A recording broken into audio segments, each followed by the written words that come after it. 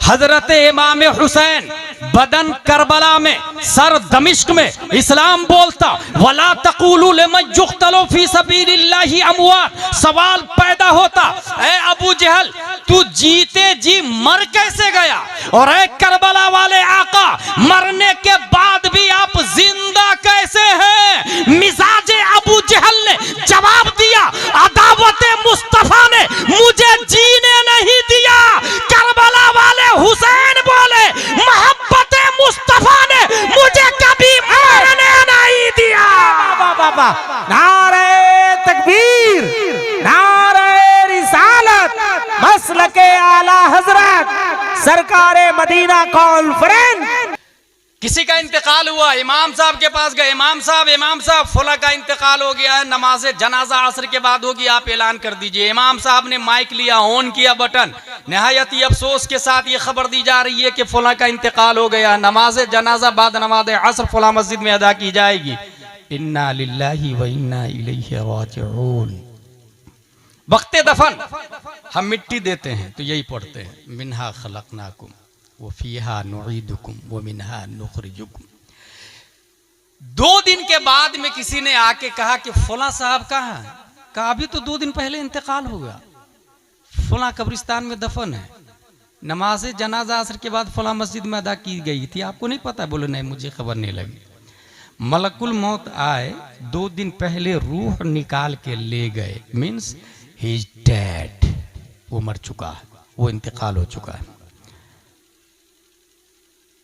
Common sense आप लोग के यहाँ यही है। अगर इंसान फतह में वॉकिंग कर रहा, टॉकिंग कर रहा, माइंडिंग कर रहा, बिजनेस कर रहा है, दे आर अलाइव, वो जिंदा है। और मलकुल मौत आके रूह निकाल के ले गए, कब्रिस्तान में दफन कर दिया, चंद सालों में घास निकल गई, मीन्स दे आर डेड, वो मुर्दा है। यही समझते ना हम लोग। Today I will prove they are totally wrong. आज मैं ये साबित करूंगा कि ये 100% गलत है। रूह निकलने का नाम मौत नहीं है, और रूह रहने का नाम जिंदगी नहीं है। दलील कुरान और हदीस की रोशनी में प्यारे मुस्तफा सल्लल्लाहु तआला अलैहि वसल्लम 571 ईस्वी अब्दुल्ला की पीठ से, आमिना के बतन से मकाम बैदा पीर के दिन सुबह सादिक तशरीफ लाए, और जब ऐलान नबुव्वत किया, अबू जहल से 1 बार 2 बार 3 बार मान लो मैं अल्लाह का रसूल हूं, पढ़ लो ला इलाहा इल्लल्लाह मुहम्मदुर रसूलुल्लाह सल्लल्लाहु तआला अलैहि वसल्लम, बार बार कहने के बावजूद अबू जहल नहीं माना। तायरे सिदरत तशरीफ लाते हैं, या रसूल अल्लाह ये मुर्दा है, अव मन काना मैतन, या रसूल अल्लाह ये मुर्दा है। A question arise in our mind in this palace named Fataha. Abu जहल हाथ पांव काम कर रहे हैं उसके, इस्लाम सेड ही इज डेड, ये मुर्दा है। अबू जहल के बदन में रूह बाकी है, इस्लाम बोल रहा है ये मुर्दा है। मलकुल मौत आए नहीं, रूह निकाल के ले नहीं गए। नकीरैन ने सवाल नहीं किया कि मन रब्बुका मा दीनुका मा कुंता तक़ूलु फी हक़्क़ि हाज़ा रजुल, इस्लाम सेड ही इज डेड। उसकी बीवी है, बच्चे है, प्लानर है, किलर है, हुजूर सल्लल्लाहु अलैहि वसल्लम के कत्ल का प्लान कर रहा है, मक्के में घूम फिर रहा है, ऐलान कर रहा है कि जो मार के लाएगा नबी का सर उसको 100 ऊंट दिए जाएंगे। But Islam said he is dead. उसकी जुबान बोल रही है, मगर इस्लाम ने क्या कहा? वो मुर्दा है। इससे क्या साबित हुआ? रूह निकलने का नाम मौत नहीं है, और रूह की बका का नाम जिंदगी नहीं है। अबू जहल के बदन में रूह बाकी है, जीते जी इस्लाम ने कहा मुर्दा है। और किसने कहा? जिब्रील अलैहिस्सलाम ने। और जिब्रील अलैहिस्सलाम कभी झूठ नहीं बोलते हैं। हुजूर सल्लल्लाहु तआला अलैहि वसल्लम पर कुरान नाजिल हुआ, कुरान झूठा नहीं है, नबी झूठे नहीं है। दुनिया की तमाम किताबों में सच्ची किताब का नाम कुरान मुकद्दस है, जिसकी हेडिंग है ज़ालिकल किताबु ला रैब फीह। शक की गुंजाइश भी नहीं है इस किताब के अंदर। इस्लाम ने कहा अबू जहल की रूह की बका के बावजूद ये मुर्दा है। अच्छा, ये बात क्लियर हो गई कि जिसके पास रूह हो वो जिंदा है। फतहा में ये कोई जरूरी नहीं, झारखंड में वो जिंदा हो ये कोई जरूरी नहीं, इंडिया में वो जिंदा हो क्योंकि रूह बाकी है, बीवी है, बच्चे है, कारोबार कर रहा, बिजनेसमैन है, ये कोई जरूरी नहीं है। और आगे चलें। 1 हिजरी 2 हिजरी 3 4 5 6 7 8 9 10 20 30 40 50 60 61 हिजरी करबला की धरती हजरत अली असगर के हल्क को तीर पार कर चुका, इस्लाम बोलता है जिंदा है। हजरत जुहैर बिन कीन की रूह मलकुल मौत ले जा चुके, इस्लाम बोलता है जिंदा है। हजरत मुस्लिम बिन अकील शहीद हो गए, इस्लाम बोलता है जिंदा है। हजरत हुर जा चुके, इस्लाम बोलता है जिंदा है। हजरत इमाम हुसैन बदन करबला में, सर दमिश्क में, इस्लाम बोलता वला तक़ूलू लिमन युक़्तलू फी सबीलिल्लाहि अमवात। सवाल पैदा होता, ए अबू जहल तू जीते जी मर कैसे गया, और ए करबला वाले आका मरने के बाद भी आप जिंदा कैसे हैं। मिजाज अबू जहल ने जवाब दिया, अदावत मुस्तफा ने मुझे जीने नहीं दिया। करबला वाले हुसैन बोले, मोहब्बत मुस्तफा ने मुझे कभी मरने नहीं दिया। नारे तकबीर, नारे रिसालत, मसलके आला हजरत सरकारे मदीना कॉन्फ्रेंस हजरत अल्लामा मुफ्ती गुलाम जिलानी अजहरी। अरे भाई जिंदाबाद। वाह वाह वाह वाह। बात क्लियर हो गई। जो इंसान झारखंड में चल फिर रहा है वो जिंदा हो कोई जरूरी नहीं, दुनिया उसे जिंदा बोले। According to holy Quran they are may be dead body, और जो कुरान है वही सच है, वही राइट है। मिनहा खलकनाकुम, हमने इसी मिट्टी से आपको बनाया है। तफसीर में ये आया है कि जो इंसान जहां की मिट्टी से बनता है वहीं दफन होता है। कैसे बनता, कैसे? हदीस शरीफ, इन्ना अहदकुम युजमउ खल्कुहु फी बत्नि उम्मिही 40 यौमन नुतफह थुम्मा यकूनु अलका मिस्ल ज़ालिक थुम्मा यकूनु मुद्ग़ह मिस्ल ज़ालिक थुम्मा युरसिलुल्लाहु इलैहि अल-मलक फयनफखु फीहि ar-रूह व यु'मरू बिअरब'i कलिमात बिकतबि रिज़्क़िही व अजलिही व अमलिही व शक़िय्युन अव सईद। 40 तिया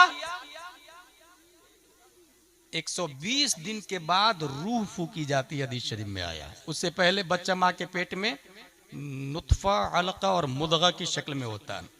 जब रब्बे कदीर किसी इंसान की मूर्ति माँ के पेट में बनाता है तो जिब्रील से फरमाता है, जा फला जगह की मिट्टी लाके उसकी माँ के पेट में उसकी मूर्ति को बनाओ। हुवल्लज़ी युसव्विरुकुम फिल अरहाम कैफ़ यशा। रब जैसा चाहता मूर्ति बनाता माँ के पेट में। अच्छा, मिट्टी लाते इस्राइल अलैहिस्सलाम, एक जात है जिसकी मिट्टी जिब्रील अलैहिस्सलाम लेकर के आए हैं, और उस जात को हम लोग मुहम्मद रसूलुल्लाह सल्लल्लाहु तआला अलैहि वसल्लम कहते हैं। इसका मतलब ये हुआ, ये जो कब्रिस्तान में जो लोग दफन है ना, वो यहीं की मिट्टी से पैदा हुए हैं। यहाँ से मिट्टी लेके फरिश्ता ने माँ के पेट में उसकी मूर्ति बनाई, वो इंसान पैदा हुआ। रूह कब डाली गई थी? 120 दिन के बाद में। 120 दिन के बाद में यहाँ एक पॉइंट है, 120 दिन के बाद में रूह डाली जाती और 4 चीजों का हुक्म दिया जाता है। उक्तुब बेकतबे रिज़्क़िही, खाएगा क्या, पिएगा क्या, कपड़ा क्या पहनेगा, मकान एक बनाएगा कि 2 बनाएगा, फतह में बनाएगा या फिर हजारीबाग में या कोडरमा में बनाएगा। रिज़्क़ की तारीफ की गई है, अल्लज़ी युंतफ़उ बिह युक़ालु बिल्लुग़तिल अरबिय्या रिज़्क़। मताए जिंदगी को रिज़्क़ कहा जाता है। 120 दिन में ये लिख दिया जाता है। कब मरेगा, 1 दिन के बाद में मरेगा या 100 साल जिएगा, ये फतह में ये लिख, अल्लाह लिखवा देता है 120 दिन में।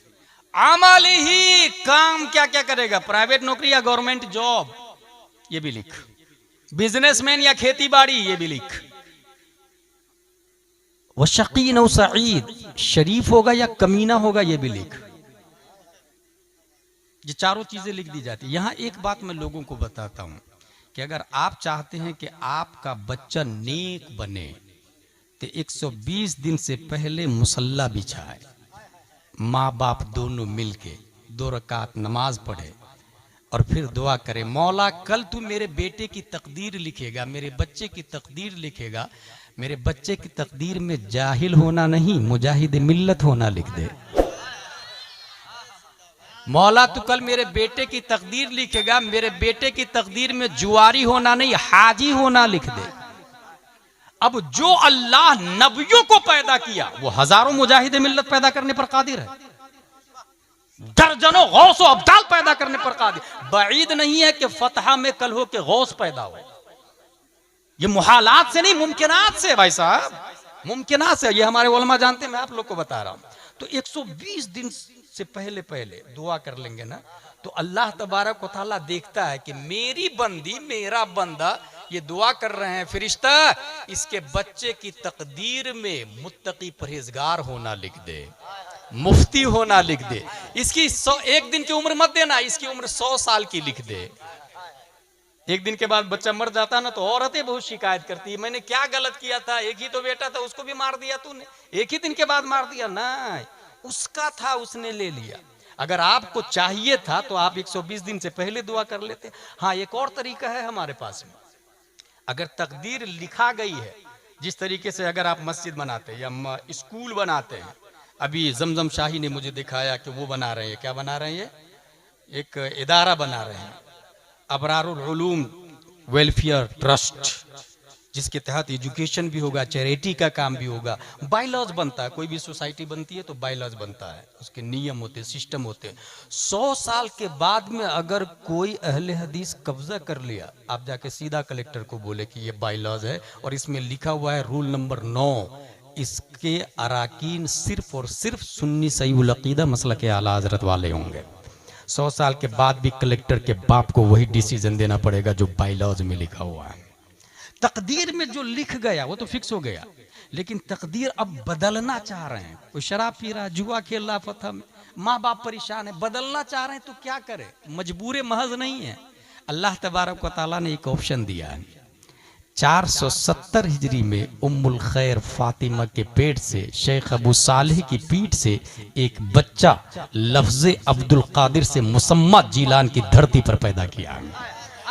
और शेख अब्दुल कादिर को रब्बे कदीर ने वो पावर दिया, वो कुव्वत दिया कि तकदीर के जो बायलॉज है वो जिस दफ्तर में रखा हुआ है, उस दफ्तर का रजिस्ट्रार शेख अब्दुल कादिर जीलानी को बना दिया है। और ये मैं नहीं कहता, अच्छे रजा, प्यारे रजा, आलिम रजा, फाजिल रजा, अल्लाह की रजा, सहाबा की रजा, 10 शव्वाल 1272 हिजरी 14 जून 1856 ईस्वी में नकी अली खां की पीठ से बरेली की धरती पर तसर्रुफात की करवटें लेता हुआ पैदा होने वाला इमाम अहमद रजा खान इरशाद फरमाते हैं कि अल्लाह ने मेरे गौस को तकदीर के रजिस्टर का मालिक और हाकिम बनाया है। वो रकम तराज है, मेरी तकदीर बुरी हो तो भली कर दे के है, मेरी तकदीर बुरी हो तो भली कर दे के है, महबूब इस बात के दफ्तर पे करोड़ा तेरा। नारे तकदीर, नारे रिसालत, सरकारे मदीना कॉन्फ्रेंस, मसलके आला हजरत। ये बात हो गई क्लियर। यहाँ पर मैं इससे पहले तकरीर कर चुका हूँ कि अगर आप चाह रहे हैं कि बच्चे नेक बने, तो बच्चा जब माँ के पेट में हो तो बहुत आसान तरीका है। कहाँ गया मेरा मोबाइल? इस मोबाइल में आप जाएं यूट्यूब पर और वहाँ बोले वैस रजा कादरी कलाम आला हजरत, वो आ जाएगा वहाँ पर। माँ को चाहिए कि आटा गूंथ रही है, मोबाइल इधर लगा दे। अब मोबाइल में चलेगा, क्या दबे जिस पे हिमायत का हो पंजा तेरा, शेर को खतरे में लाता नहीं कुत्ता तेरा। अब जो बच्चा पैदा होगा वो गौसे आजम का शेर बन के पैदा होगा, गौसे आजम का गुलाम बन के पैदा होगा। अब उस बच्चे को कोई डैमेज नहीं कर सकता, कोई डाइवर्ट नहीं कर सकता, कोई गुमराह नहीं कर सकता। माँ बोले सूरह यासीन मा तर्जमाए कंजुल ईमान।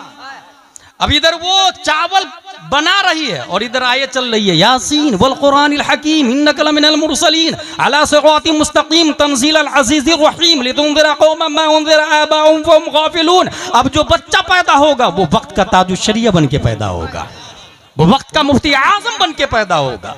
इसलिए माँ और बहनों की खुसूसन ये ड्यूटी है। मिनहा खलकनाकुम, माँ के पेट में बच्चे की तस्वीर बन गई। कैसे बनती है? यहाँ पर बहुत सारे भिन्न भिन्न प्रकार के लोग हैं, चेहरे अलग अलग है, कलर अलग अलग है, मिजाज अलग अलग है। कभी गौर किया आपने?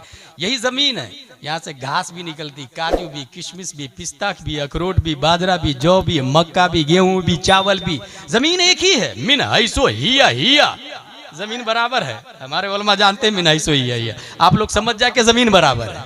तमाम जमीन जब बराबर है तो ये काजू कहां से निकल गया भाई, ये पिस्ता कहां से निकला, ये चावल कैसे निकल रहा है? वजह यह है कि अगर जमीन को चावल से निस्बत हो जाए तो वो जमीन चावल में बदल जाती है, जमीन को अगर काजू से निस्बत हो जाए तो वो जमीन काजू में बदल जाती है, जमीन को अगर पपैयाज से निस्बत हो जाए तो वो जमीन पपैयाज में बदल जाती है।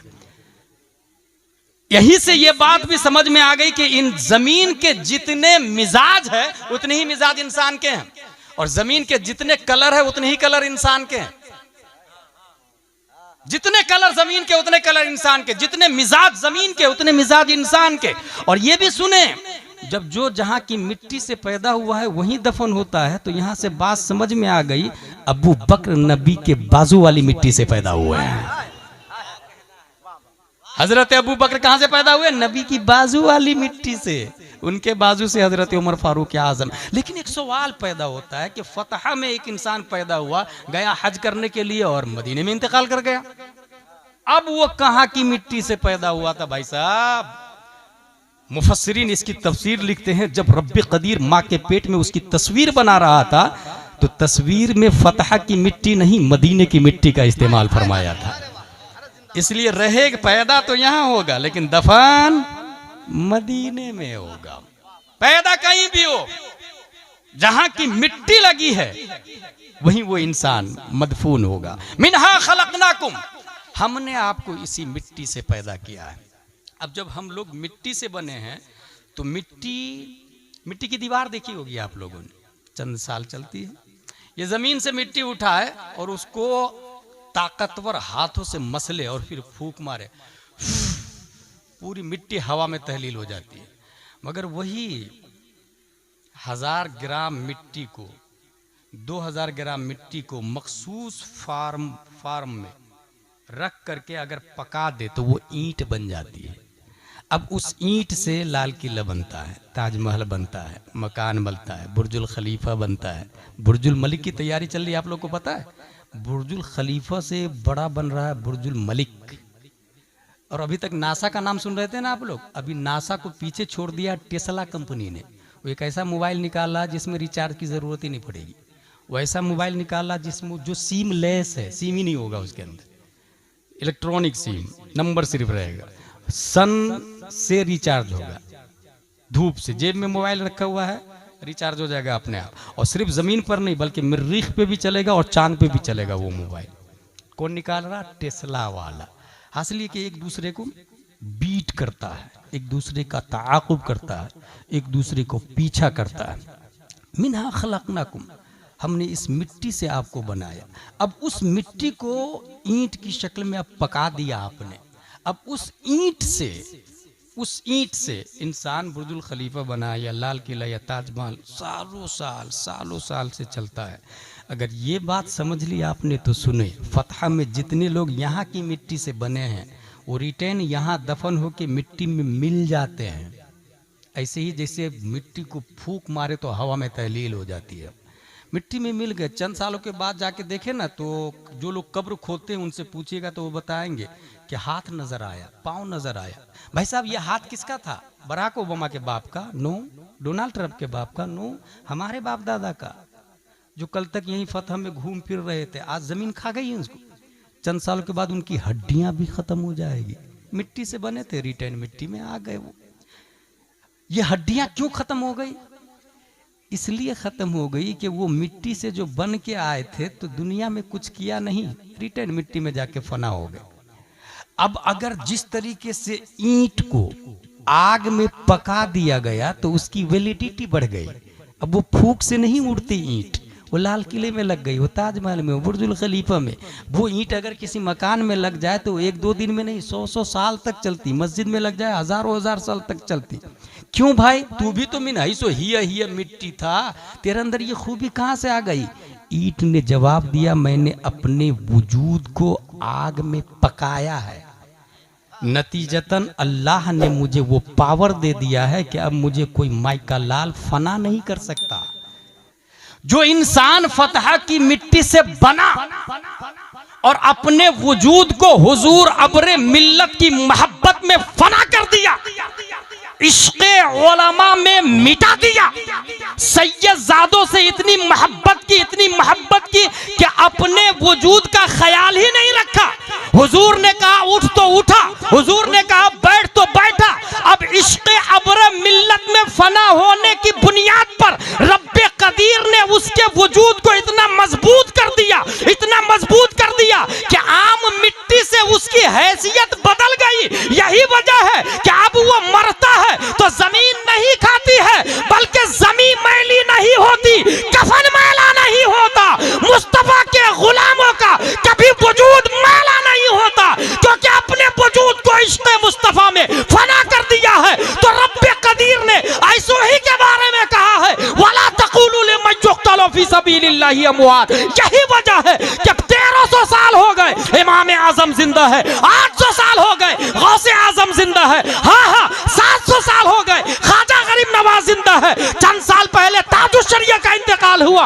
यकीन ना हो तो कब्र खोदो, जैसे कल नजर आ रहे थे वैसे आज नजर आएंगे।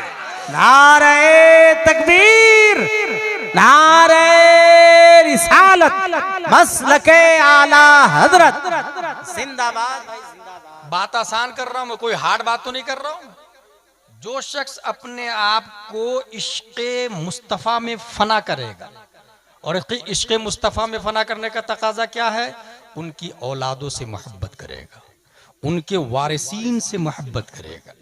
आज भी 1400 साल हो गए, मस्जिद नबवी में नबी ने मिंबर पे चढ़ के जो बात बताई थी हो बहु बगैर ज़बर ज़ेर पेश बदले, ये हमारे उलमा बताते हैं। 1400 साल हो गए, ये हमारे उलमा बताते हैं। तो इश्क का तकाजा ये है कि हुजूर सल्लल्लाहु ताला अलैहि वसल्लम के जो जानशीन वारिसीन और सादात इज़ाम है, अपने वजूद को, अपनी मोहब्बत, उनकी मोहब्बत दिल में लाके, इसी को आला हजरत ने कहा, ऐ इश्क तेरे सदक़े जलने से छुटे सस्ते, जो आग बुझा देगी वो आग लगाई है। मिनहा खलकनाकुम, इसी मिट्टी से हमने आपको बनाया, वफीहा नुईदुकुम, इसी में लौटाएंगे। अच्छा, अब लौटाने की कैफियत को देखते हैं। एक इंसान मरता है, घर वाले रोते हैं, और अगर बहुत बड़ा कमीना है तो अंदर से घर वाले भी खुश रहते हैं।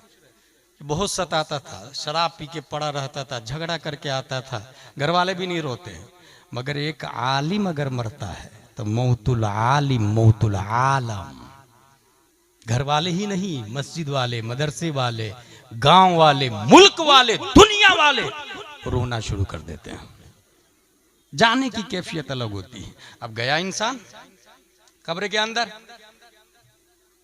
10 एकड़ जमीन खरीदा था, बेटे की शादी में उसने क्या किया था, एक बोलेरो दे दो क्योंकि मेरा बेटा MBBS है, ठीक है भाई, एक कोई अपनी नीची हैसियत वाला अल्टो दे देना भाई। सवाल ये पैदा होता है कि हम जब निकाह करते हैं तो जानते हैं इमाम साहब क्या पढ़ाते हैं, सिक्के राइजुल वक्त अलावा नानो नफका के दैन मर 7,786 या 50,786। क्या आपने कबूल किया? हाँ मैंने कबूल किया। लफ्ज देखिएगा, सिक्के राइजुल वक्त यानी जो करेंसी चल रही है, अलावा नानो नफका के, खाना पीना ये शौहर के जिम्मे है, उसके अलावा दैन महर देना होगा शौहर को। खाना पीना किसके जिम्मे है? शौहर। जूं ही कहा कबूल है, बीवी का खाना पीना मर्द पे वाजिब हो जाता है। घर भी, मकान भी, कपड़े भी, मेकअप भी, सब वही ला के देगा।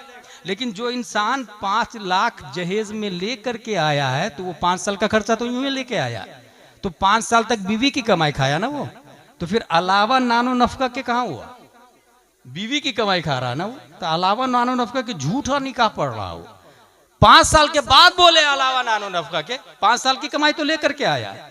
और जब नानो नफका मर्द पे वाजिब है, इसीलिए कुरान शरीफ ने मर्द को हाकिम बनाया औरतों का। कुरान शरीफ में आया अर्रिजालु क़व्वामूना अलन निसा, क्योंकि वो कमाता है, वो खिलाता है। और जब बीवी की कमाई लेकर के, बीवी की तरफ से पैसा लेकर के आया, तो फिर अन्निसा व क़व्वामा अला रिजाल होगा। नतीजतन तबाही आती है, करप्शन होता है, डिवोर्स होते हैं, तलाक हो जाती है, झगड़े होते हैं। इसलिए ओरिजिनल मर्द वो है जो जहेज में बीवी के अपने ससुर से पैसा नहीं लेता है। जिसने पैसा लिया समझ जाए ओरिजिनल मर्द नहीं हो, क्योंकि मर्दानगी ये है कि मैं खिलाऊंगा, तू घर की जीनत मत, मैं बाहर खूनो पसीना बहा करके हलाल की कमाई लाऊंगा और मैं तुझे खिलाऊंगा, तू घर में के अंदर रहेगी। ये एक मर्द की गैरत होती है। वो भी खूब पैसे लिया, बिल्डिंग बनाया, अब जा रहा है। भाई साहब सब जानते हैं कि खाली हाथ जाता है, कोई कुछ लेके जाता है। गुलसिता में गालिब बनाया, सिकंदर ने कहा था मेरे हाथ दोनों कफन से बाहर कर देना। क्यों भाई, क्यों बाहर कर देना? बोले ताकि दुनिया को पता चल जाए पूरी दुनिया का राजा था मैं, मगर गया मैं खाली हाथ गया। शेख सादी ये भी कहते हैं जहां है बिरादर नमानत बकस, दिल अंदर जहां आफरी बंदोबस्त, मकुन तकिया बर मुल्क दुनिया व पुष्ट के बिसियार कस चूतू परवरद व कुछ। तुझ जैसे हजारों लोग इस जमीन पे परवरिश पाए हैं और जमीन सबको खा गई है। इसलिए दिल लगाना है तो जिसने जमीन बनाई उस खालिक से दिल लगा, जिसने जमीन बनाई उस जाते गिरामी से दिल लगा। इंसान तन्हा खाली हाथ जाता है, मगर यहीं पर आला हजरत रदी अल्लाह ताला अन्हु फरमाते हैं कि हर शख्स खाली हाथ नहीं जाता है। अगर अपने वजूद को इश्क़ मुस्तफ़ा की भट्टी में पका दिया है तो लहद में इश्क़ रुखे शह का दाग लेके चले, अंधेरी रात सुनी थी चराग लेके चले। वो अकेला नहीं जाता, इश्क़ मुस्तफ़ा का चिराग साथ में जाता। मरने वाले से सवाल, मन रब्बुका, हु इज योर लॉर्ड, मा दीनुका, व्हाट इज योर रिलीजन, मा कुंत तक़ूलु फी हक़्क़ि हाज़ा रजुल, व्हाट वो सेइंग अबाउट दिस मैन, इस मर्द के बारे में क्या कहते थे। पास्ट कंटिन्यूअस, प्रेजेंट का लफ्ज नहीं आता, कहते थे, माजी इस्तिमरारी हमारे उलमा जानते। मन रब्बुका, एक पॉइंट की बात बता रहा हूं आपको। मन रब्बुका का जवाब दिया रब्बी अल्लाह, मेरा रब अल्लाह है। That is clear, result out should be, मामला हल हो गया ना, इसका रब अल्लाह है। गैब की तरफ से आवाज आनी चाहिए, हादा अब्दी फफरिशू मिनल जन्नह वल्बिसू मिनल जन्नह वफ्तहू लहू बाबन इलल जन्नह, ये मेरा बंदा है, जन्नत का दरवाजा खोलो, जन्नत का कपड़ा पहनाओ। But there is no no no no any voice, कोई आवाज नहीं आती। दूसरा सवाल, मा दीनों का, तेरा दीन क्या है? जवाब दिया दीनिल इस्लाम, मेरा दीन इस्लाम है। अब तो मसला हल हो गया ना, अब तो जवाब आनी चाहिए ये बंदा नेक है, जन्नती है, जन्नत में भेज दो। नहीं। तीसरा सवाल जानते हैं क्यों? मन रब्बुका का जवाब दिया रब्बी अल्लाह, मेरा रब अल्लाह है। तो आपको क्या लगता है ये जवाब सिर्फ मुसलमान का है? बराक ओबामा भी यही बोलता है मेरा रब अल्लाह है, डोनाल्ड ट्रंप भी यही बोलता है मेरा रब अल्लाह है, नेतन्याहू का भी अकीदा यही है मेरा रब अल्लाह है। इजराइल क्या कहते हैं? मेरा रब अल्लाह, मेरे नबी हजरत मूसा अलैहिस्सलाम। क्रिश्चियनों का, अमेरिका वालों का कहना मेरा रब अल्लाह, मेरे नबी हजरत ईसा अलैहिस्सलाम। इसलिए अल्लाह ने इन दोनों को छांटने के लिए दूसरा सवाल रखवाया, यहूदी तो नहीं है तू, नसरानी तो नहीं है तू, माँ दीनों का, तेरा दीन क्या है? जवाब दिया दीनिल इस्लाम। नहीं, मैं यहूदी नहीं, नसरानी नहीं हूं, मैं मुसलमान हूं। अब तो बात आउट हो जानी चाहिए कि ये बंदा मुसलमान है, इसका रब अल्लाह है। मगर नहीं, क्योंकि हमारा रब जानता है कि मेरा दीन इस्लाम है। ये सिर्फ मुसलमान तो नहीं बोलता, ये शिया भी बोलता है, ये राफजी भी बोलता है, मुअतज़िला भी बोलता है, खवारिज भी बोलता है, वहाबी भी बोलता है, मुनाफिक भी बोलता है, देवबंदी भी बोलता है, अहले हदीस बोलता। रब ने इसको भी छांटने के लिए तीसरा सवाल रखवाया, मा कुंत तक़ूलु फी हक़्क़ि हाज़ा रजुल, नबी के बारे में क्या कहते थे? क्या ये कहते थे कि नबी मर के मिट्टी में मिल गए, या फिर ये कहते थे तू जिंदा है वल्लाह, तू जिंदा है वल्लाह? नबी के बारे में क्या कहते थे? पीठ पीछे का इल्म नहीं है, या फिर ये कहते थे तुझ पर किताब उतरी तिबियानन लिकुल्लि शै, तफसील जिसमें मा अबर व मा गबर की है। इस नबी के बारे में क्या कहते थे? तीसरा सवाल, आप यकीन जान ले, ये तीसरा सवाल जो होगा ये वही देगा जो नबी को पहचानेगा। मैं आपके बारे में पूछूं कि हुजूर अब्र मिल्लत को आप लोग जानते हैं, तो पहचानेंगे तब ना कहेंगे कि हाँ ये हमारे पीर साहब है, ये हमारे मुर्शिद है, ये अल्लाह के मुकद्दस वली है, हमने इनकी खलवत व जलवत देखा। जो पहचानेगा वही शख्स बोलेगा ना, जो नहीं पहचानेगा वो बोलेगा हाँ हाँ लादरी, मुझे नहीं मालूम। अब सुन्नी नबी को पहचानेंगे, इसकी क्या दलील है? Today I will proof, yes I have proof. हमारे पास है ना दलील? हुजूर सल्लल्लाहु तआला अलैहि वसल्लम फरमाते मन सल्ला अलैया यौमल जुमअह औ लैलतल जुमअह क़दल्लाहु लहु मिन हाजा 70 मिन हवाइजिल आखिरह व 30 मिन हवाइजिद दुनिया थुम्मा युअक्किलुल्लाहु बिज़ालिका मलका इला आखिर व युखबिरुनी मन सल्ला अलैया बिइस्मिही व नसबिही इला अशीरतिही। जिसने जुमा के दिन, गौर कीजिएगा, या जुमा की रात नबी पर सलातो सलाम पढ़ा, और ईमानदारी से बताए पूरी दुनिया में जुमा में खड़े होकर सलातो सलाम सुन्नी पढ़ता है या देवबंदी पढ़ता है? सुन्नी पढ़ता। वो हदीस में भी जुमा का लफ्ज आया है। जिसने जुमा के दिन सलातो सलाम पढ़ा, अल्लाह ताला 100 हाजतें पूरी फरमाता, 70 आखिरत की जहां सब हाजतमंद होंगे, 30 दुनिया की। फिर अल्लाह एक फरिश्ता को मुतय्यन फरमाता, वो फरिश्ता दुरूद शरीफ लेके नबी की बारगाह में जाते हैं और क्या कहते हैं? वो युखबिरुनी मन सल्ला अलैया बिइस्मिही। वो फरिश्ता नबी को आके ये कहते हैं, या रसूल अल्लाह, फॉर एग्जाम्पल ये फतहा का आदमी है, इसका नाम ये है, इसके बाप का नाम ये है, इसके दादा का नाम ये है, इसके परदादा का नाम ये है, इसके लकड़दादा का नाम ये, इसके छकड़दादा का नाम ये, इसके हकरदादा का नाम ये, क्योंकि इसमें ही वो नसब ही इला अशीरत ही का लफ्ज आया हदीस में। उसका नाम, उसके बाप दादा का नाम, इला अशीरा, खानदान दर खानदान का नाम। अब अगला जुमला सुने, नबी क्या फरमाते हैं? वो उसब्बितहु इंदी फी सहीफतिन बैदा, मैं उस नाम को सफेद रजिस्टर में महफूज कर लेता हूं, उस नाम को सफेद रजिस्टर में महफूज कर लेता हूं।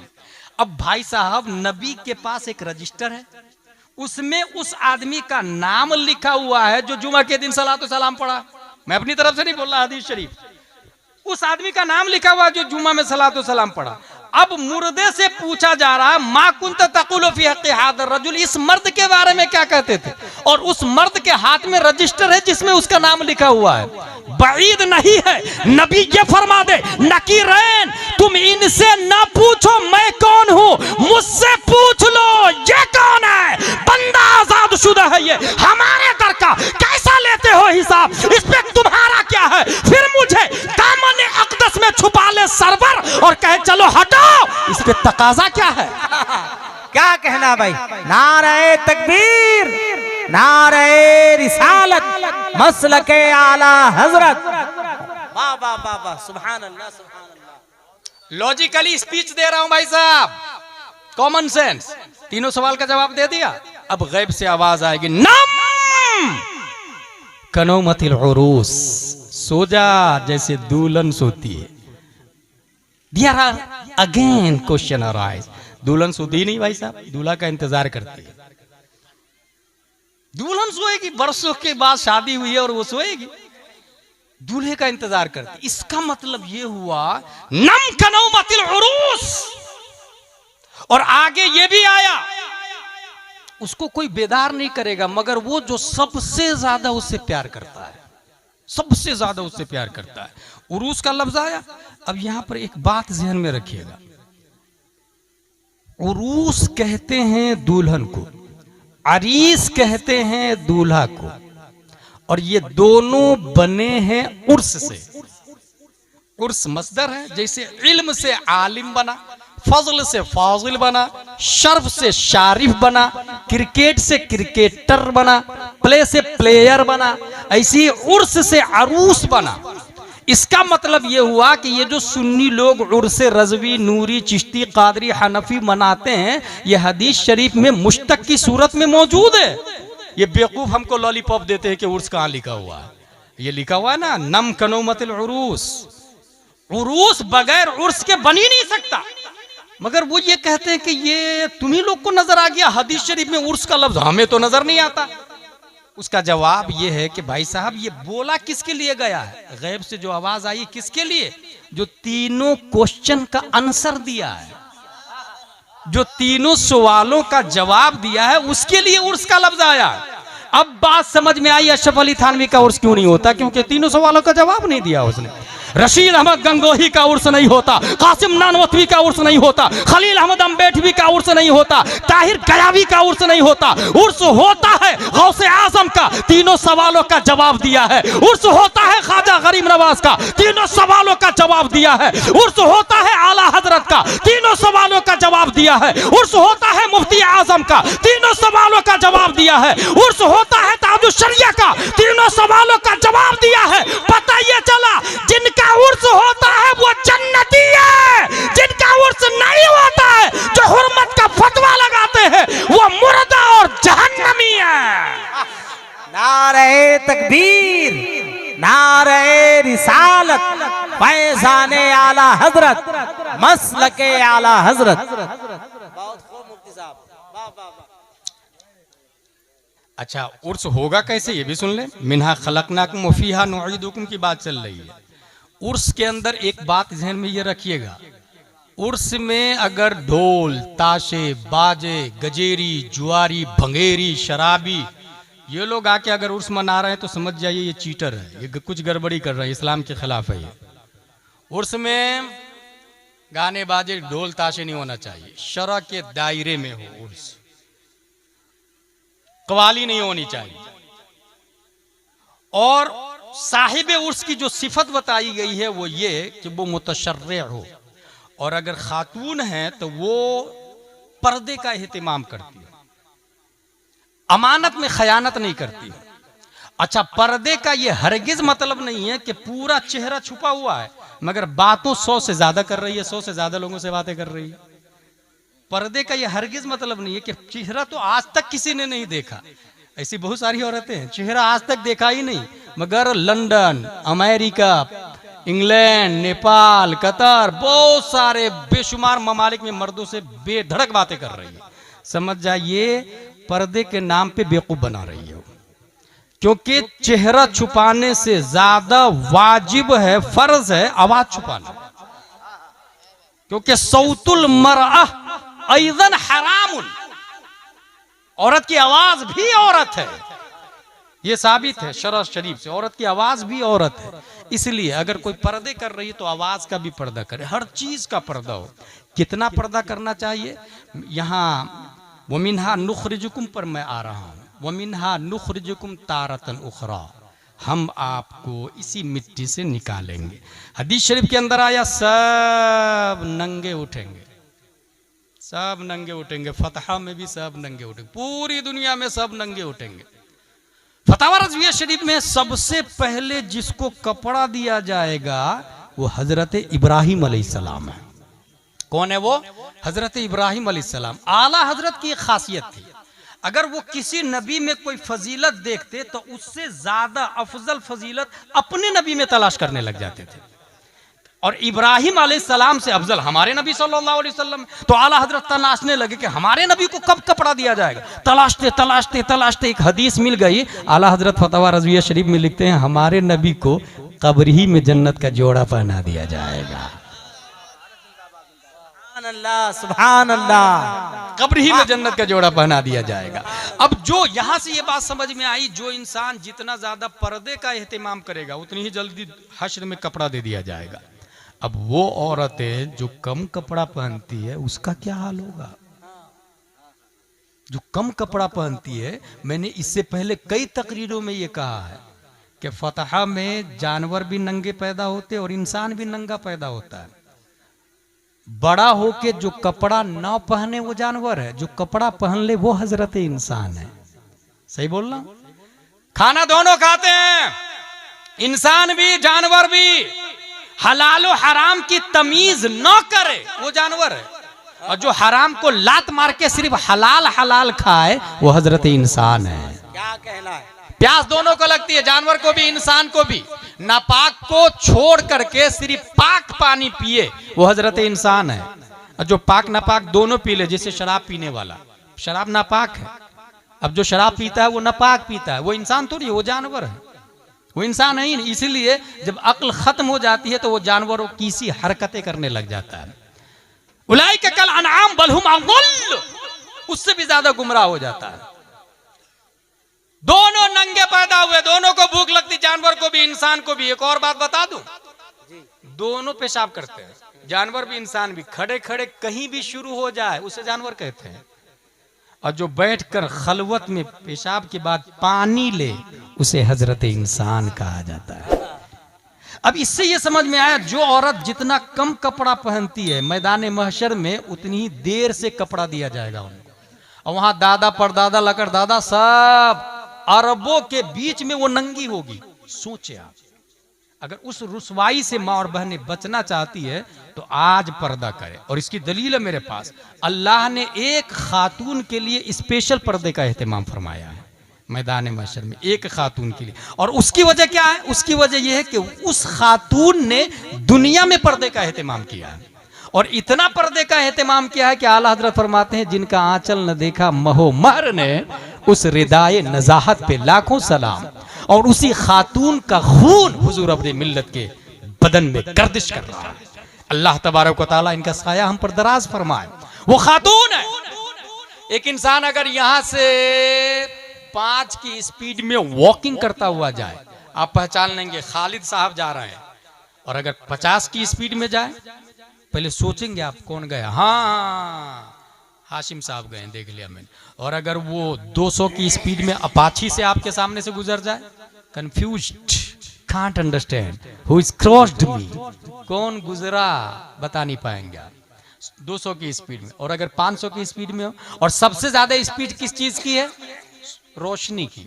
सूरज की रोशनी 8 मिनट कुछ सेकंड में धरती पे पहुंचती है। ये साइंसदानों ने बताया सबसे ज्यादा तेज रफ्तार रोशनी है। उस खातून के बारे में हदीस शरीफ में आया है कि मैदान महशर में अल्लाह तबारक व तआला बिजली की रफ्तार में उस खातून को गुजारेगा, बिजली की रफ्तार में। तो यूं ही नहीं दिखेगी ना। उसके बाद दूसरा पर्दे का एहतमाम है कि 70,000 हूरें चारों तरफ से घेरी रहेंगी उसको, उसके बीच में वो खातून जाएगी।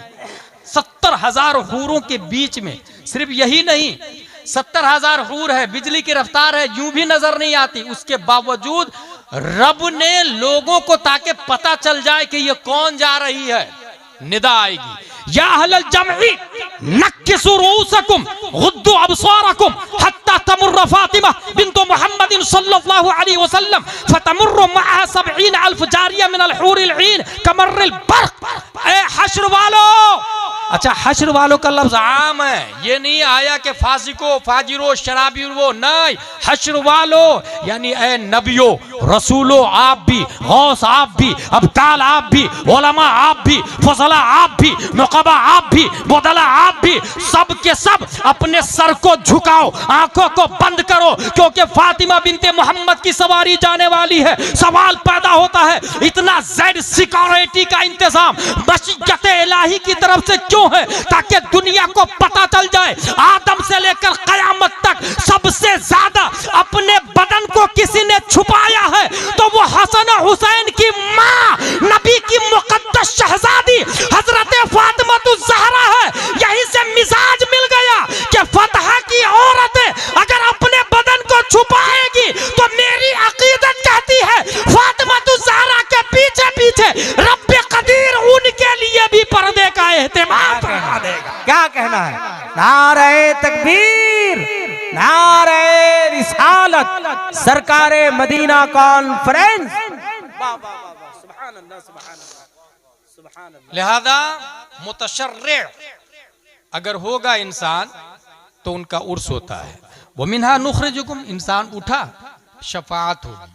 शफाअत का मरहला में हमारे उलमा, मस्जिद के बारे में एक बात बताऊं आप लोग को, मुझसे अच्छी तकरीर आपकी मस्जिद के इमाम साहब करते हैं। क्यों? इसलिए कि मैं एक तकरीर कई जगह कर लेता हूं और नजराना भी माकूल मिलता है मुझको। मगर मस्जिद के इमाम साहब हर जुम्मा नई नई तकरीर करते हैं, क्योंकि पब्लिक सेम है ना, वहीं पर वही पब्लिक है।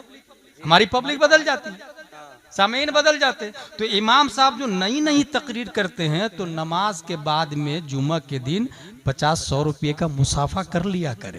क्या कहना है? इस 100 रुपये के बदले में आपकी जेब से तो जाहिरन 100 रुपया गया, हकीकत में अल्लाह ताला 500 गुना ज्यादा बरकत देगा। प्लस में आपके ईमान की हिफाजत उसी मस्जिद का इमाम करता है, उसी मिंबर रसूल पर बैठकर गुफ्तगू करने वाला करता है। इस वजह से जो लोग तकरीर सुनते हैं जुम्मा में, वो ये सुन चुके होंगे कि सब लोग पहले आदम अलैहिस्सलाम के यहाँ जाएंगे, यहाँ पर मुफ्ती मुजीब अशरफ अली रहमान नागपुरी ने एक बात कही थी कि ये आदम अलैहिस्सलाम के पास जाने का मशवरा कौन देंगे, तो उसके जवाब में लिखा है कि उलमाए किराम मशवरा देंगे कि सब हजरत आदम अलैहिस्सलाम की बारगाह में जाओ। कौन मशवरा देंगे? ये उलमाए किराम देंगे। और पब्लिक कहाँ जाएगी? उलमाए किराम के पास। आज भी आप गौसे आजम के पास थोड़ी जाते हैं, हुजूर अब्रे मिल्लत के पास आते हैं, इन उलमा के पास आते हैं। ये उलमा कहते हैं कि गौसे आजम कौन थे। उस वक्त भी हश्र में भी उलमा के पास जाएंगे और उलमा कहेंगे सबके बाप आदम अलैहिस्सलाम है। वाया वाया वाया वाया हुजूर सल्लल्लाहु अलैहि वसल्लम। यहाँ पर पॉइंट ये है कि बुखारी शरीफ में भी आया, मुस्लिम शरीफ में भी, दूसरी किताबों में भी कि शफाअत नबी फरमाएंगे और सबके सब पहले आदम अलैहिस्सलाम के पास जाएंगे। तो जब शफाअत का इख्तियार नबी को है तो सीधा मैदान महशर में लोग नबी के पास क्यों नहीं जा रहे हैं?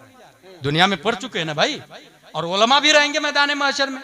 तो सबके सबको आदम अलैहिस्सलाम के पास जाना ही नहीं चाहिए, क्योंकि आदम अलैहिस्सलाम खुद हमारे नबी के मोहताज होंगे, इब्राहिम अलैहिस्सलाम हमारे नबी के मोहताज होंगे। तो मैदान महशर में सब मशवरा करके सीधा मैदान महशर में सब के सब सीधा हुजूर सल्लल्लाहु अलैहि वसल्लम के पास क्यों नहीं? उसका जवाब मुहक्किकीन ने जानते हैं क्या लिखा? किसी के दिमाग में ये आएगा ही नहीं। अल्लाह ताला दिमाग से इस बात को महव कर देगा। यानी बुखारी शरीफ की हदीस दिमाग में आएगी ही नहीं कि शफाअत नबी फरमाएंगे आदम अलैहिस्सलाम के पास मत जाओ। किसी के दिमाग में नहीं आएगा। क्यों नहीं आएगा? फकत इतना सबब है इनेकाद बज़्म महशर का कि उनकी शान महबूबी दिखाई जाने वाली है। हुजूर सल्लल्लाहु तआला अलैहि वसल्लम सजदे में है, रब्बे हबली उम्मती रब्बे हबली उम्मती रब्बे हबली उम्मती। आवाज आएगी या मोहम्मद इस इरफा रासक सल तुअता इशफा तुशफ़ा। ऐ मोहम्मद सल्लल्लाहु अलैहि वसल्लम सजदे से सर उठाइए, मांगिए दिया जाएगा, शफाअत कीजिए कबूल की जाएगी। सवाल पैदा होता है कि हदीस शरीफ से साबित है, किताबों से साबित है, अल्लाह को सबसे प्यारी अदा बंदे की सजदा पसंद है। बंदा जब सजदे में होता है तो अल्लाह सबसे ज्यादा लव फरमाता है, मोहब्बत फरमाता है, प्यार फरमाता। सबसे प्यारी अदा जब अल्लाह को सजदा है तो हश्र में फरमाया सजदे से सर उठाइए। प्यारी अदा सजदा, मगर कहा जा रहा सजदे से सर उठाइए, मांगिए दिया जाएगा, शफाअत करे कबूल की जाएगी। जानते हैं क्यों? इसलिए कि रब मोहब्बत फरमाता मुस्तफा से। और कितनी मोहब्बत फरमाता, कितनी फरमाता, वला सौफा युअतीका रब्बुका फतरदा। अब प्यारे मुस्तफा से कहा गया सजदे से सर उठाइए। नुक्ता यहां पर यह है कि महबूब सजदे से आप सर उठाइए, आप मुझे देखिए, मैं आपको देखूंगा, आप मेरी ज़ियारत करें, मैं आपकी ज़ियारत करूंगा। और इस देखा देखी में आप मुझे तकते रहे, मैं आपको तकता रहूंगा। इस ताका ताकी में आप मांगते चले जाएं और मैं देता चला जाऊंगा। आप मुझे देखें, मैं आपको देखा हूं, फिर मांगते रहिए और मैं देता चला जाऊंगा। यहां तक कि राय बराबर भी ईमान होगा, उसको भी निकाल लेंगे। बात समझ में आ गई? यह है मिन्हा खलकनाकुम व फीहा नुईदुकुम व मिन्हा नुखरिजुकुम तारतन उखरा। यह बुखारी शरीफ है। आखिरी पॉइंट, इसको किसने लिखा? अबू अब्दुल्लाह मोहम्मद बिन इस्माइल बिन इब्राहिम बुखारी। पूरी दुनिया में कुरान के बाद सबसे अफजल यही किताब है, बुखारी शरीफ। और हुजूर सल्लल्लाहु तआला अलैहि वसल्लम के कौल फेल तकरीर को हदीस कहा जाता है। और इमाम बुखारी महीनों का सफर करके इसको लिखे हैं, महीनों का सफर करके। और ये पता चलता कि फला आदमी के पास नबी की हदीस है तो वो चले जाते थे, और जाने के बाद जब उससे हदीस सुनते और फिर उसके बारे में इंक्वायरी करते और पता चलता ये जिंदगी में कभी झूठ बोला है, तो उसकी हदीस को बुखारी में कोड ही नहीं किया उन्होंने। 7 लाख 5 लाख से ज्यादा हदीसें याद थी, 6 लाख बल्कि हदीसें याद थी, मगर बुखारी शरीफ में तमाम हदीसें कोड ही नहीं की उन्होंने। इसी वजह से जो इंसान झूठ बोलता है वो ये कहे कि मैंने चांद देखा, हुजूर अब्रे मिल्लत कहेंगे तुम्हारी शहादत काबिल कबूल नहीं, क्योंकि तू झूठ बोलता है, तू दाढ़ी कटाता है, तू नमाज नहीं रख पड़ता, तू रोजा नहीं रखता, तू ज़कात नहीं देता, तू फासिक है। जो अल्लाह के मामले में झूठ बोल सकता है, हुकूकुल इबाद में झूठ बोल सकता है, वो हुकूकुल्लाह में झूठ बोलने में क्या लगेगा उसको? इसलिए उसकी गवाही इमाम बुखारी हदीस ही नहीं लेते थे। बचपन में इमाम बुखारी की आंखों की बिनाई चली गई, इनकी वालदा बहुत मुत्तकी परहेजगार थी। आज भी अगर हमारी माँ और बहनें मुत्तकी परहेजगार हो तो डॉक्टर के पास जाने की ज़रूरत नहीं है, बस हाथ उठाते दुआ के लिए। अल्लाह ताला माँ की दुआ को कबूल फरमा लेता है, माँ की दुआ को कबूल फरमा लेता है। आंखों की बीनाई चली गई, बहुत रो रो के दुआ कर रही थी हजरत इमाम बुखारी की वालदा। ख्वाब में हजरत इब्राहिम अलैहिस्सलाम आए। इब्राहिम अलैहिस्सलाम क्यों आए? क्योंकि अबू अब्दुल्ला मोहम्मद बिन इस्माइल बिन इब्राहिम, बाप का नाम इस्माइल है, दादा का नाम इब्राहिम है। इसलिए मैं कहता हूं नाम है, बच्चा पैदा हो ना तो नाम हजरत से पूछ के रखा करे। नाम रख लेंगे परवीन, नाम रख लेंगे पप्पू, और फिर मिसबाहुल लुगात में ढूंढे, फिरोजुल लुगात में ढूंढे। हमारे उलमा परेशान रहते, माना ही नहीं मिलता उसका। कहां से माना मिलेगा भाई? वो तो नाम ही फालतू बकवास वाला नाम रखा है, तो घास फूस तो कहां से मिलेगा? इसलिए नाम रखे तो अच्छा नाम रखे। अबू बकर नाम रखे ताकि वो सच बोले। उमर फारूक नाम रखे ताकि हक व बातिल के दरमियान खत्ते इम्तियाज खींच दे। वो उसका नाम अली रखे ताकि वो फातिह खैबर का अक्स बनकर मैदान रज़्म हक व बातिल में उतर जाए तो अम्र बिन अब्दे वुद जैसे हजारों बहादुर को मौत के घाट उतार। अच्छा नाम रखे उसका, हसन नाम रखे, हुसैन नाम रखे। अच्छा एक बात याद आ गई मुझे, हसन हुसैन बच्चा पैदा होता है तो लोग नाम रखते ना। अच्छा बहुत ज्यादा मोहब्बत करता है तो बाप मैं रखूंगा नाम, माँ नहीं मैं रखूंगी, साली मैं रखूंगी, नानी मैं रखूंगी, दादी मैं रखूंगी, दादा मैं रखूंगा, अपने अपने हिसाब से। मैं एक ऐसे आदमी को जानता हूं जिसका नाम रब ने रखा है। जानते हैं कौन है?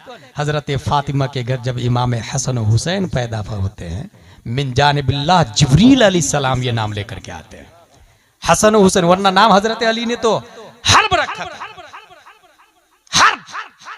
हसन हुसैन मिन जानिबिल्लाह नाम है। और ये भी एक पॉइंट की बात बता दूं, आदम से लेकर प्यारे मुस्तफा तक किसी नबी के नवासे का नाम हसन हुसैन नहीं। ऐसे ही जैसे मोहम्मद किसी नबी का नाम नहीं है, पर्दे खिफा में रब ने रख दिया था इसको, ऐसी हसन हुसैन भी पर्दे खिफा में। हजरत अबू अब्दुल्ला मोहम्मद बिन इस्माइल बुखारी, बुखारी शरीफ लिखते हैं, इसके अंदर एक हदीस शरीफ है। वो हदीस शरीफ अगर आपने समझ लिया तो हुजूर अब्रे मिल्लत की कद्र कीमत समझ में आ जाएगी। हदीस शरीफ में है, अनिल बरा रदियल्लाहु अन्हु क़ाल रअयतु नबी सल्लल्लाहु अलैहि वसल्लम वल हसन इब्न अली अला आतिक़िही यक़ूल अल्लाहुम्मा इन्नी उहिब्बुहु फअहिब्बहु। ए अल्लाह मैं इससे प्यार करता हूँ। इमाम हसन को कांधे पे बैठाया था नबी ने और फरमाया ऐ अल्लाह मैं इससे प्यार करता हूँ, तू भी इससे प्यार फरमा। बुखारी शरीफ की एक हदीस। दूसरी हदीस अन अनस रदियल्लाहु अन्हु लम यकुन अहदुन अशबह बिन नबी सल्लल्लाहु अलैहि वसल्लम मिनल हसन इब्न अली रदियल्लाहु अन्हुमा। यहाँ एक पॉइंट की बात है, फतहा में अगर सूरज निकलता है तो पश्चिम किधर है? इधर पश्चिम है ना, सूरज निकलता है इधर से, ठीक। अब एक आदमी इधर से जा रहा है, सूरज निकलते समय 8 बजे के आसपास, उसका साया कितना फीट होगा? 10 फीट, 15 फीट, 20 फीट। यानी सूरज जूजू निकलता है साया कम होता चला जाता है। यही होता है ना, शुरू में 100 फीट साया होता है। अब अगर रास्ता ऐसा है उत्तर दक्षिण का, सामने से कोई आदमी आएगा तो वो ये कहेगा सीटी बजा के, भाई भाई भाई ये साया को हटा लीजिए ना, मैं चप्पल पहन के ऊपर से गुजरने वाला हूँ, आपका साया पाँव के अंदर आ सकता है, साये को साइड कर लीजिए ना। ऐसा होता है क्या? नहीं होता। वो साये के ऊपर जूता पहन के चला जाता है, अपाची ले जाता, फॉर्च्यूनर ले जाता, अल्टो ले जाता, टोयोटा ले जाता, एक्टिवा ले जाता, भंगी भी जाता, चमार भी, कुत्ता भी, बिल्ली भी, साये के ऊपर पाँव रख के चला जाता। आप जाके FIR करें, टीआई साहब मेरे साये के ऊपर से जूता पहन के गुजर गया, सर का साया था मेरा, जूता पहन के चला गया, ये इसके खिलाफ FIR मानहानि का केस दर्ज करे। टीआई बोलेगा get out from this palace, it is not acceptable offence. ये जुर्म है ही नहीं। रब की अदालत में साये मुस्तफा की तौहीन जुर्म है, इसलिए रब ने नबी का साया ही नहीं बनाया कि कहीं अबू जहल गुजर जाता, कहीं मक्के में नबी चलते और सामने से उतबा आ जाता, शीबा आ जाता, इसलिए रब ने नबी का साया ही नहीं बनाया। साये ने जाके शिकायत की, मौला तेरा इरशाद है वमा अरसलनाका इल्ला रहमतल लिल आलमीन, तूने नबी को सारे आलम के लिए रहमत बनाया, मैं नबी का तो हूं ही नहीं, तो फिर नबी मेरे लिए रहमत कैसे हुए? साये ने कहा रब से, मौला नबी सारे आलम के लिए रहमत है, मेरे लिए कैसे रहमत? मैं तो नबी का हूं ही नहीं, नबी का होता तो नबी मेरे लिए रहमत होते, मगर मैं तो नबी का हूं नहीं, मेरे लिए कैसे रहमत? रब ने साया की शिकायत कबूल फरमा ली और साया बनाया, साये की शक्ल में नहीं बनाया, इंसान की शक्ल में साया बनाया। जब एक बच्चा पैदा होता है सबसे पहले माँ देखती है, नर्स देखती है, दाइयाँ देखती है। आइए हसन और हुसैन के बारे में पूछते हैं हजरत अली रदियल्लाहु ताला अन्हु से, what are you thinking about your both son named Hasan और हुसैन के बारे में आपकी क्या राय है? हजरत अली इरशाद फरमाते हैं, अल हसन अशबह बिर रसूल सल्लल्लाहु अलैहि वसल्लम मा बैन सद्र इला रास वल हुसैन अशबह बिन नबी सल्लल्लाहु अलैहि वसल्लम मा काना असफल मिन जालिक। इमाम हसन सीना से सर तक रसूलुल्लाह के मुशाबे है, इमाम हुसैन सीना से पांव तक रसूलुल्लाह के मुशाबे है। पता ये चला रब ने नबी का साया बनाया, मगर साये की शक्ल में नहीं, हसन और हुसैन की शक्ल में बनाया। अब अगर कोई हसन और हुसैन की तौहीन करता है तो वो नबी की तौहीन मानी जाएगी, हसन और हुसैन से प्यार करता है तो नबी से प्यार माना जाएगा। और ये मैं नहीं बोलता, अच्छे रजा, प्यारे रजा, आशिक रजा, फाजिल रजा, अल्लाह की रजा, सहाबा की रजा, इमाम अहमद रजा खान फाजिल बरेलवी इरशाद फरमाते हैं, मादूम न था साया शाह सकलैन, उस नूर की जलवागाह थी जाते हसनैन। तमसील ने उस साये के दो हिस्से किए, आधे से हसन बने, आधे से हुसैन।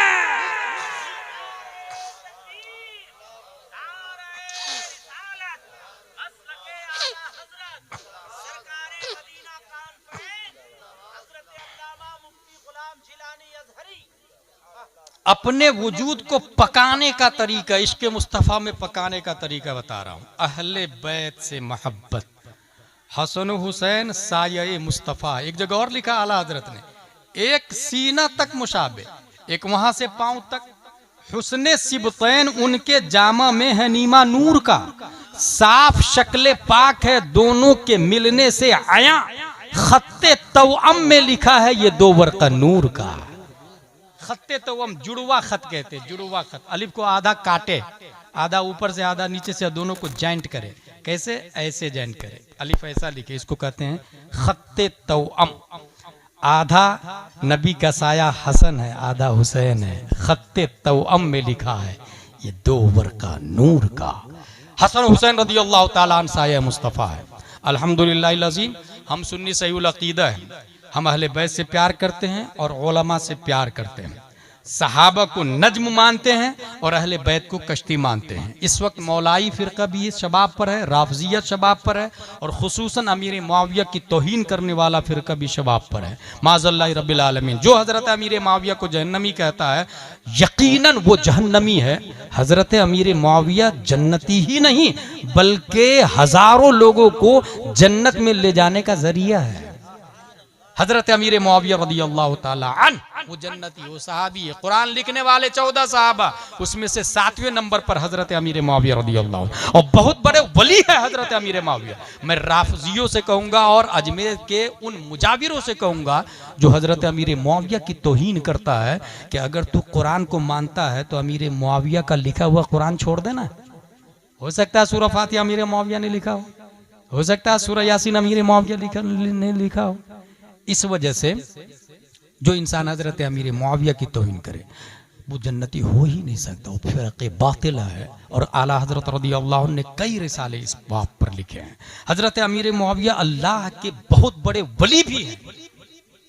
मसनवी शरीफ में लिखा, दर खबर आमद के खाले मोमिना, बूद अंदर कसर खुद खुफ्ता शबा, नागहा मर्दे वरा बेदार करद, चश्म चुब्बू कुशाद पिन्हा गश्त मर्द, गुफ्त ही तू किस्ती नामे तू चिश्त, गुफ्त नामम फाश इबलीसे शकीश्त, बागबानम शाखी तरमी पर वरम, शाखाए खुशकरा हम मी बुरम, गर तोरा बेदार करदम बहर ई, खुए असले मन हमी अस्त व हमी इला आखिर। हजरत अमीर मुआविया सो रहे थे फज्र की नमाज में। एक आदमी आया, उठिए उठिए नमाज का टाइम हो गया, उठिए उठिए। एक बार दो बार, हजरत अमीर मुआविया उठे तो देखा उठाने वाला दरवाजा के पीछे छुप गया। आप गए दरवाजा के पीछे और उसकी कलाई पकड़ ली। कौन है तू, कहां से आया, क्यों उठाया? बोले वो सब छोड़िए ना, अच्छों के लिए अच्छा हूं, बुरों के लिए बुरा हूं मैं। आप जाके नमाज पढ़िए ना नबी के पीछे। कहा नहीं, तू पहले बता कौन है। कहा नहीं, छोड़ दीजिए, मैं अच्छा, अच्छों के लिए अच्छा, बुरों के लिए बुरा हूं। अमीर मुआविया छोड़ा नहीं। बोले जब तक बताएगा नहीं तब तक छोड़ूंगा नहीं। जब वो मजबूर हो गया तब कहता है वो, नामम फाश इबलीस शकीस्त, मैं इबलीस हूं। इसका मतलब ये है कि इबलीस को पकड़ना ये अरे गैरे आदमी का काम नहीं है। हजरत अमीर मुआविया ने इबलीस की कलाई पकड़ ली, इसका मतलब अमीर मुआविया अल्लाह के मुकद्दस वली का भी नाम है। इबलीस की कलाई पकड़ ली और उस वक्त तक जाने नहीं दिया जब तक अपना मसला हल नहीं करवा लिया। बता तू है कौन, तू आया क्यों? अब उसने कहा मैं इबलीस हूं। कहा तेरा काम जगाना कब से हो गया रे? तू इबलीस है, तेरा काम जगाना कब से हो गया? इबलीस कहता है कि अगर अभी आप उठेंगे, नबी के पीछे नमाज पढ़ेंगे, 2 रकात नबी के पीछे नमाज पढ़ने का सवाब मिलेगा। और अगर सूरज निकल गया तो आप रोएंगे, आहो बका करेंगे। और आहो बका की बुनियाद पर अल्लाह 100 से ज्यादा नमाज फजर का सवाब देगा, 100 रकात से भी ज्यादा सवाब देगा। तो मैं सोचता हूं 2 ही रकात का सवाब मिले आपको। इसका मतलब क्या हुआ? शैतान छोटी नेकी के जरिए बड़ी नेकी से रोकता है। ये फरेब में से बचना चाहते हैं तो उलमाए किराम का सहारा लेंगे। बुखारी शरीफ की आखिरी हदीस बताने जा रहा हूं, मा अलैना इल्लल बलाग। अन इब्न उमर रदियल्लाहु अन्हुमा वसअलहु रजुलन अनिल मुहरिम यक्तुलु ज़ुबाब फक़ाल अहलुल इराक़ यसअलूना अनिल ज़ुबाब वक़द क़तलुबना लुबनबनते रसूलिल्लाहि सल्लल्लाहु अलैहि वसल्लम वक़द क़ाल नबी सल्लल्लाहु अलैहि वसल्लम हुमा रैहानताया मिन दुनिया। यह हदीस शरीफ है इनके नाना दादा के बारे में। इसमें क्या आया है? इसमें यह आया है कि हजरत इब्ने उमर से एक आदमी ने पूछा हालत इहराम में मक्खी मारना कैसा है? ये कब पूछा? जब इराक वाले इमाम हुसैन को कत्ल कर दिए थे। कहा कैसे कैसे लोग हालत इहराम में मक्खी का मसला पूछ रहे हैं और रसूलुल्लाह की बेटी के बेटे को कत्ल कर रहे हैं। इसका मतलब यह हुआ कि दीन समझना चाहिए। कुछ लोग छोटी बात के जरिए उसने बगैर टोपी के नमाज पढ़ी लड़ने लग जाते हैं और खुद दिन भर में 10-15 गाने सुनता है, 10-15 गालियां देता है, अंडरवियर पहन के नहाता रहता है, मोटरसाइकिल चलाता रहा। भाई साहब खुद तो हराम से बच ले। वो मुस्तहब छोड़ा है तो उससे लड़ने के लिए आप आ गए। खुद हराम कर रहे हैं उसकी फिक्र ही नहीं है आपको। हुजूर बहरुल उलूम अली रहमत से किसी मुंबई के शख्स ने पूछा कि मैं जो माइक के पीछे नमाज पढ़ा हूं उसको दोहरा लूं क्या? 15 साल से नमाज पढ़ रहा हूं माइक से, तो मैं दोहरा लूं क्या? जवाब सुनिए, हुजूर बहरुल उलूम अली रहमत फरमाते हैं अगर तू टीवी नहीं देखता है तो दोहरा ले। दीन की समझ होनी चाहिए। यह हदीस शरीफ में आया कि हसन हुसैन को कत्ल किया, इमाम हुसैन को कत्ल किया इराक वालों ने, कूफा वालों ने, जबकि नबी ने फरमाया हुमा रैहानताया मिन दुनिया, ये मेरे गुलशन दुनिया के 2 फूल हैं। कौन? हसन हुसैन। गुलशन दुनिया के 2 फूल। लफ्ज क्या है? रैहान।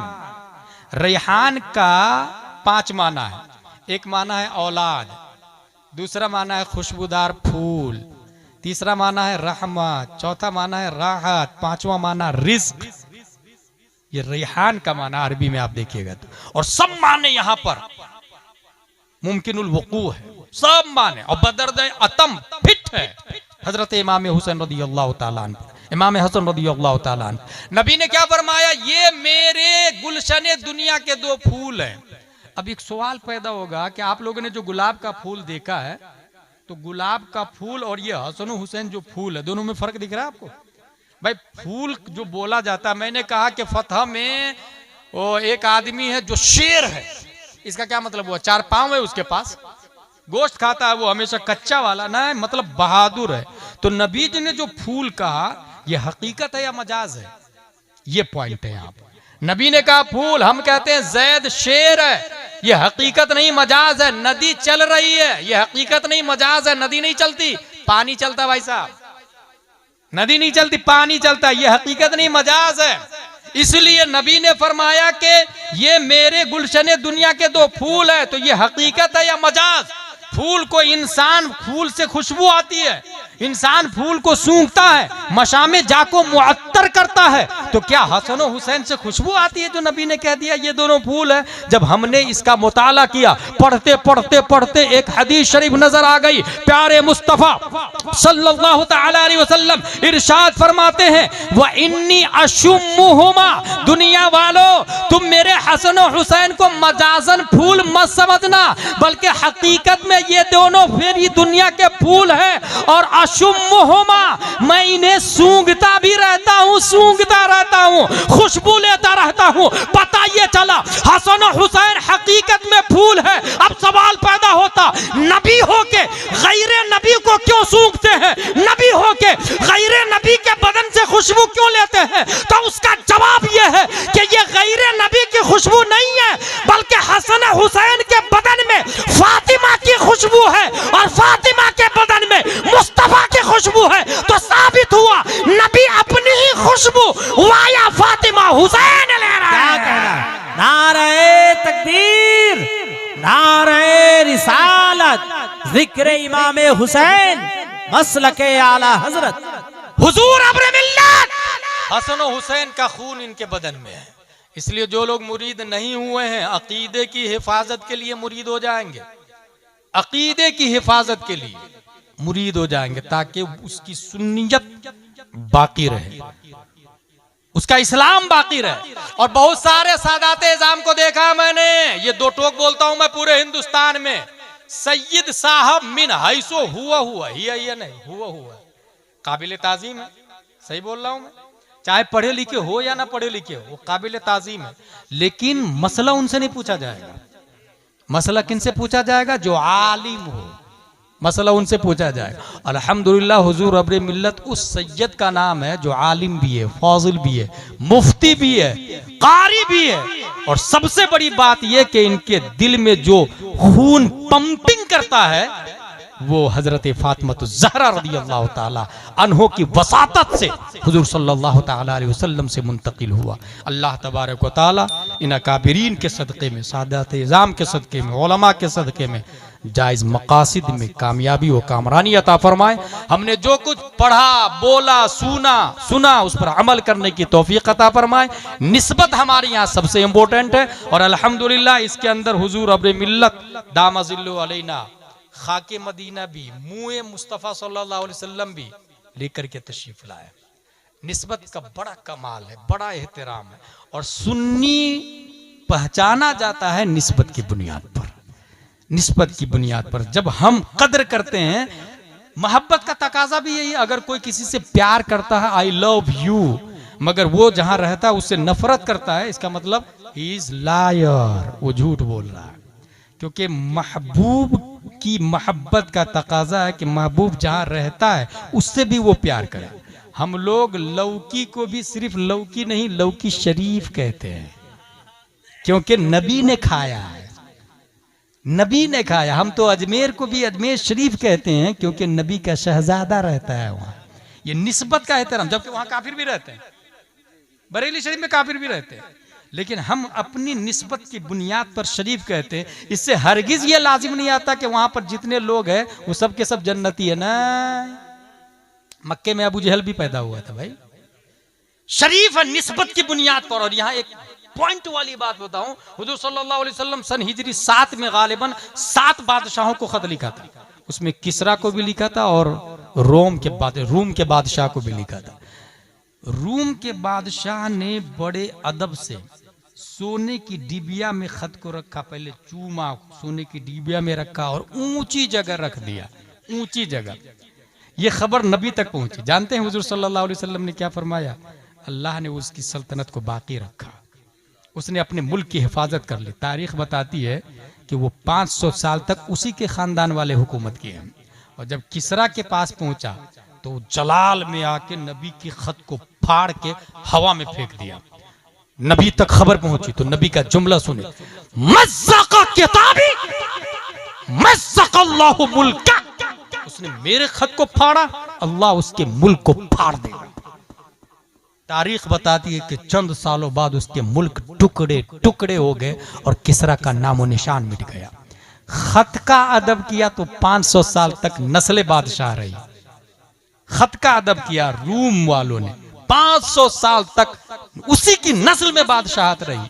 खत्ते मुस्तफा का अदब किया, हम खूने मुस्तफा का अदब करेंगे तो कितना बड़ा मकाम हासिल होगा। वमा अलैना इल्लल बलाग। अस्सलामु अलैकुम वरहमतुल्लाहि वबरकातुहू।